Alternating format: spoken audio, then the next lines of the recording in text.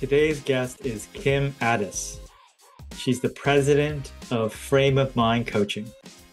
Kim, thank you for coming on the show. I'm so happy to be here and so happy to be talking to you. Perfect. I'm familiar with your methodology because I went through it myself.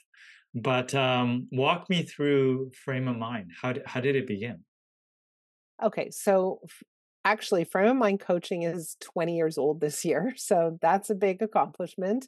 But I was not always in the executive coaching industry. Before this, I used to own an assessment company, and we used to build simulation based assessments at a time when the technology wasn't really as cool as it is now. But we were testing to see who would be a top performer in any given industry in any given field.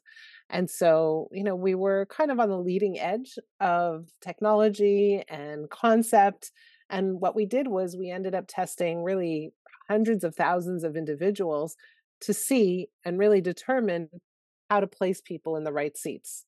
And what we discovered was that when we look at top performance, um, it didn't matter what the job was, it didn't matter what the organization was, it didn't matter what the experience was, it didn't matter.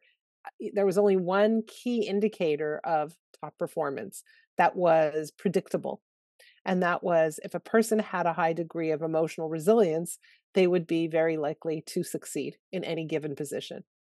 And so that's a little bit of the backdrop. But I ended up selling my business and I got recruited within a few weeks to work as a VP of marketing for a coaching company locally.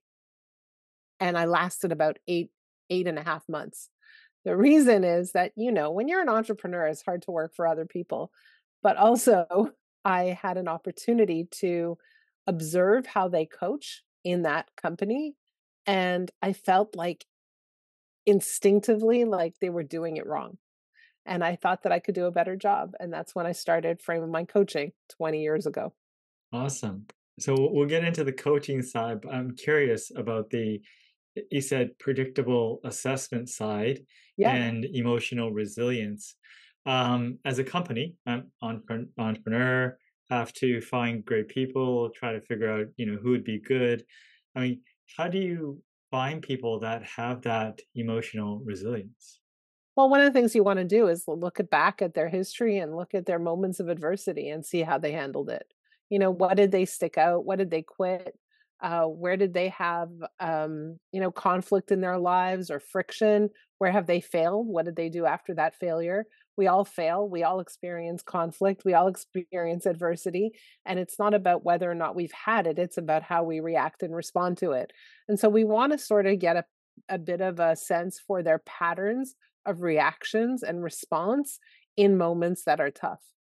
Yeah, no, well said. So when you were working with someone, you realized that, there was a better way. What were some of the things that stood out that sort of laid the foundation of what you're doing now?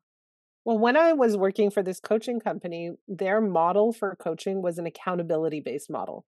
And so, their philosophy was, okay, we're going to work with these business owners, we're going to help them create a business plan, we're going to break that plan down into manageable components, and as a coach, I'm going to hold you accountable to making sure you get all the things done on the plan. Right? So they would meet every 2 weeks for a half an hour and the coach would say, "Did you do what's on your plan?" Right? That was the arrangement. And I thought to myself, these individuals are intelligent. They know how to create a plan, but why aren't they doing what's on the plan? What's getting in the way?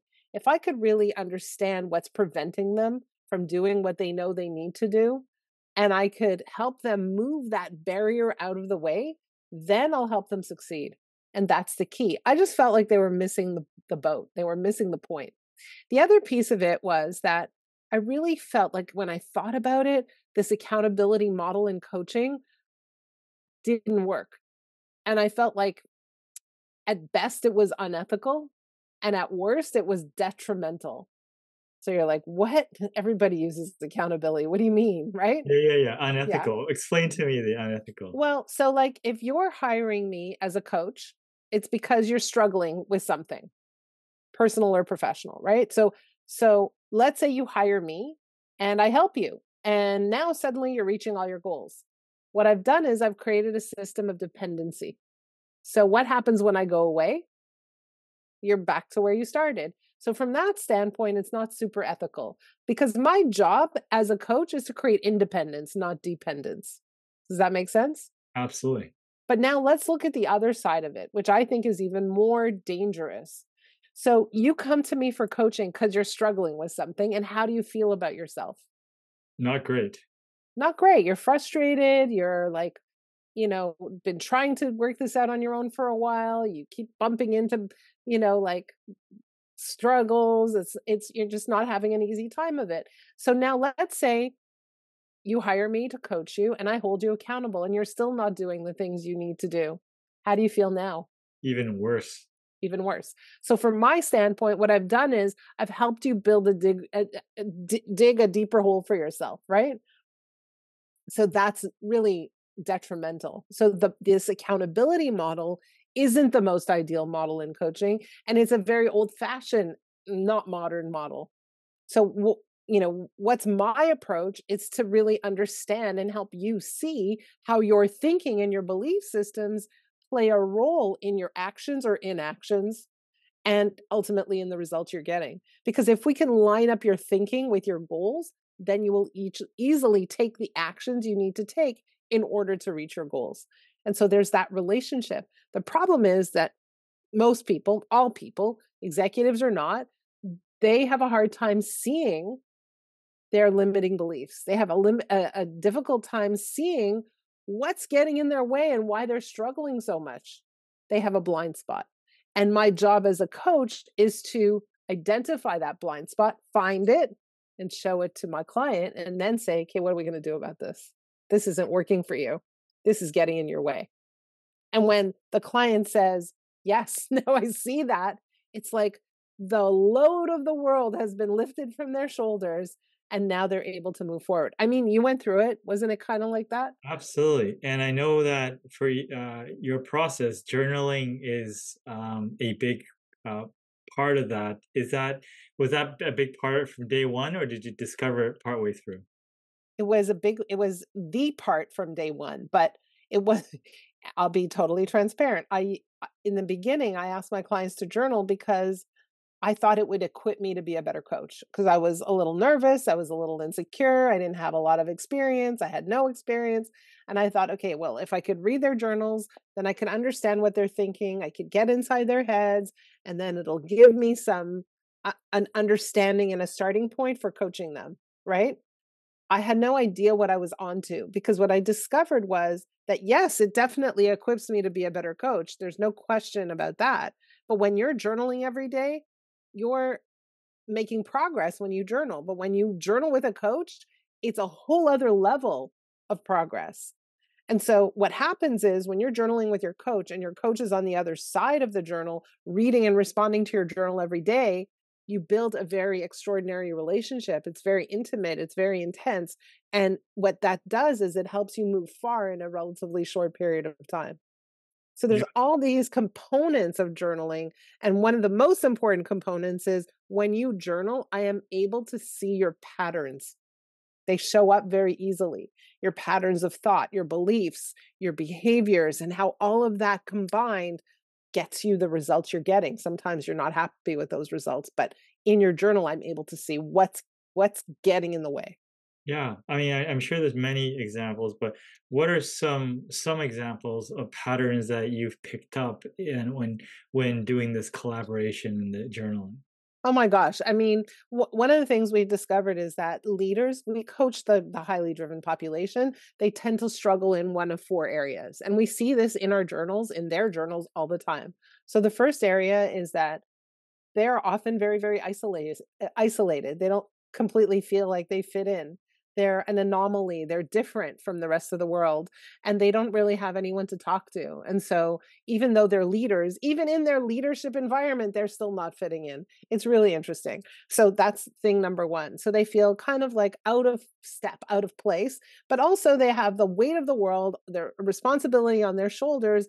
And yes, they delegate, but at the end of the day, the buck stops here, and so, they can't share what's really going on for them.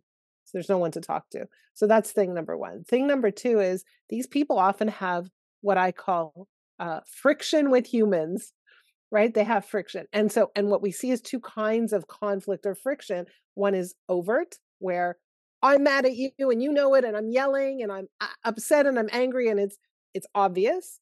And the other kind, which is much more frequent, is covert friction, where you're observing someone performing and under your skin, you're boiling and you're like, I don't understand what's wrong with this person. Why doesn't he understand the urgency we have here? He's doing it wrong. We've trained him for all this time. And he's not in the program. He's, get on the program or get off kind of thing.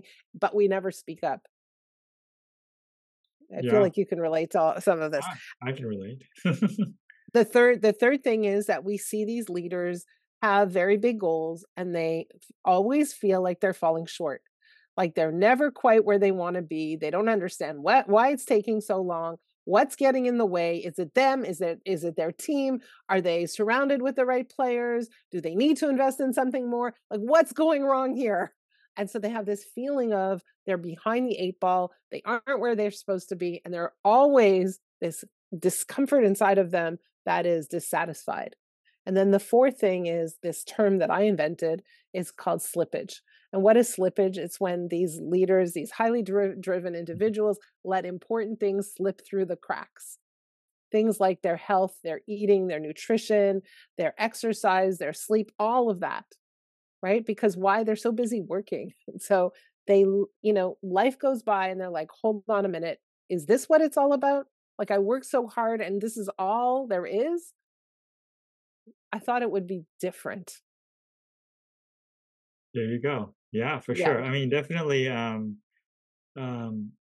one of the things I learned through the process was just, um, allowing some things to just play out. Like, you know, thinking about it is not necessarily being productive or just worrying about it, or, sometimes just letting it play out more, or doing nothing is more productive. And just being able to identify those, I just always have a thing of wanting to do something very proactive about Yeah. something. Sometimes Sometimes you shouldn't meddle. it doesn't help. Yeah. Perfect. So I know you went from, I guess, you built a platform, right, to support this process. So I went through that. What was the decision there, like versus, like I don't know how you were sharing before. Maybe it was Google Docs or something, No, but Google Docs didn't exist back then. yeah. Back then, there was a platform called Blogger. Okay. And so I used Blogger. And what happened was I was coaching a man, and he was having a lot of trouble in his marriage. And he wrote some pretty disparaging things about his wife. And the wife was very technically savvy, and she broke into his Blogger software and read his journal. And she was horrified with what she read. They're no longer married, but that's not the point. The point is, when I heard about this, I was like, oh my God, we need something better. We need software that is password encrypted, where, just kind of same level as what you would do your banking on, right? So we ended up creating at this point, I don't know how many versions, but a piece of software called Journal Engine. And that's what we use for our clients. But we also license out that software to other organizations, coaches, trainers, speakers who are also using it with their clients. Yeah. Very cool.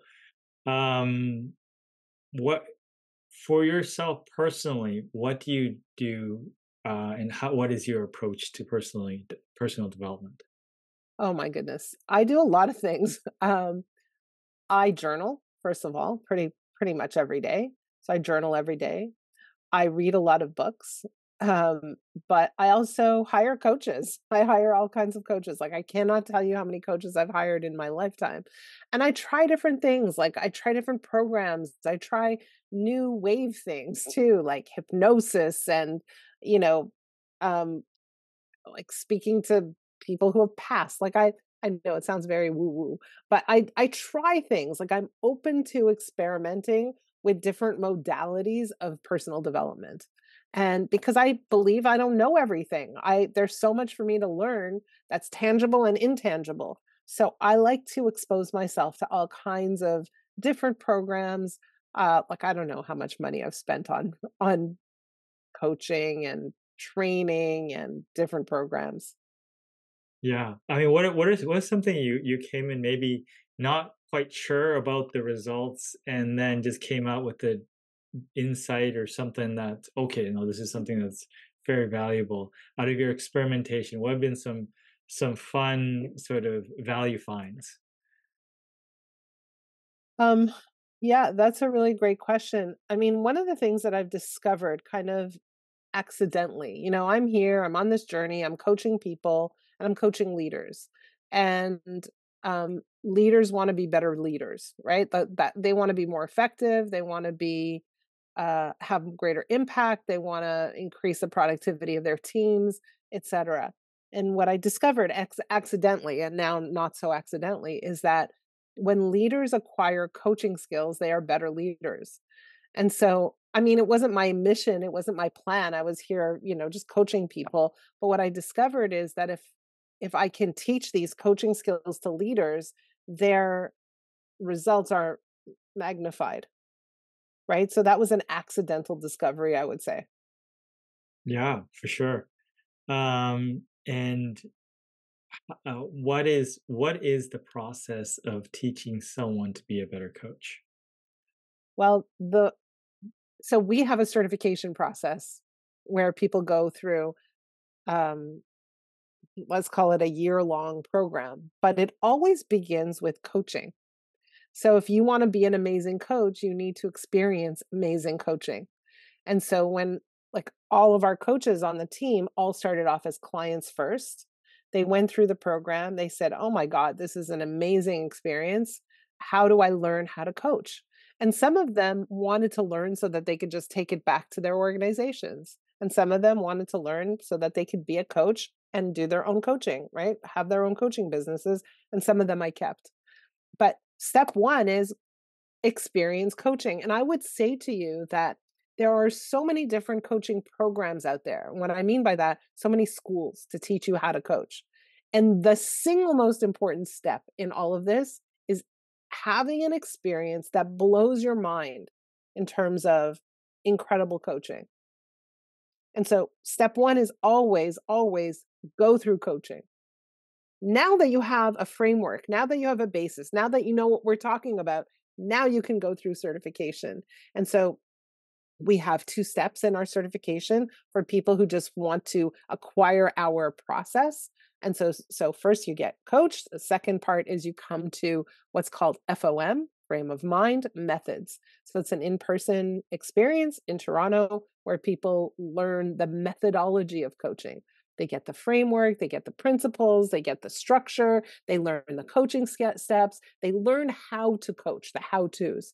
And then the third step is the practice component. It's called foundations. And at that point, they're in a group and they get assigned to a client and they get assigned to a coach and they get a 360-degree view of what coaching is like when you're using a journal. Yeah, very cool. Now I know that you used to do podcasts, a lot of podcasts Yeah. on podcasts. And obviously I've done podcasts through here and the other one that I have. And occasionally, you get those guests that really blow you away in terms of what they share, or you go in with a certain mindset and you come out feeling like your brain got bigger. What's an example of a guest or an insight that you've sort of gained through your past podcasting that really You sort know, of I interviewed 2 interesting guests. One was the uncle of George Floyd. okay, That was interesting because it wasn't at all what I expected. At all what I expected. Because in that interview, I was talking to someone who was very interested in his own exposure.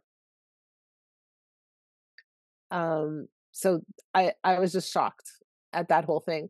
The other person I interviewed was a survivor from the Jonestown massacre.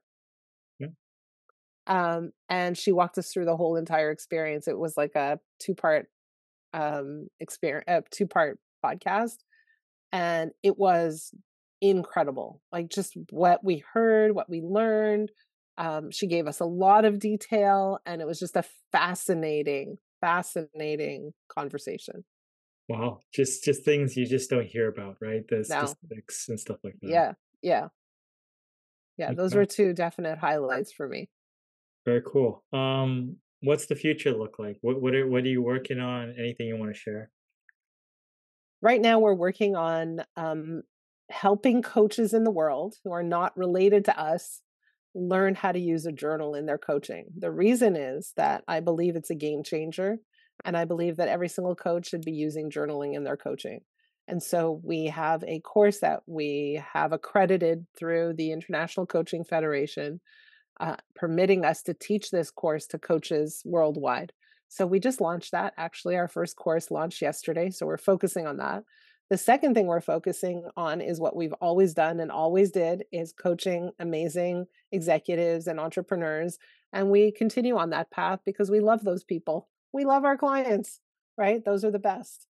Very cool.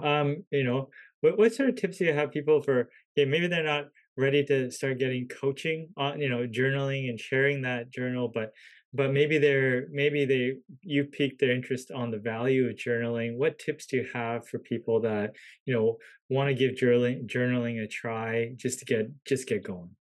So I know that a lot of people say, "What do I journal about?" Right? Like, what should I journal about? So if you go to our website, frameofmindcoaching.com, right on the website, there's like a little button or a link or a badge or something like that that says 10 powerful journaling prompts. So click that link and get those prompts. And that will give you an idea of what to journal about. So you don't have to use all of them, but look through that list and pick something that where you say, yeah, I want to journal about that. And then just sit down. And I encourage you, like, even use a timer, 10 minutes, and just write without stopping, even if it doesn't make sense, even if your spelling is terrible, even if like there's no flow or no logic or anything like that. Just write continuously. Don't look up, don't lift your pen, just keep going.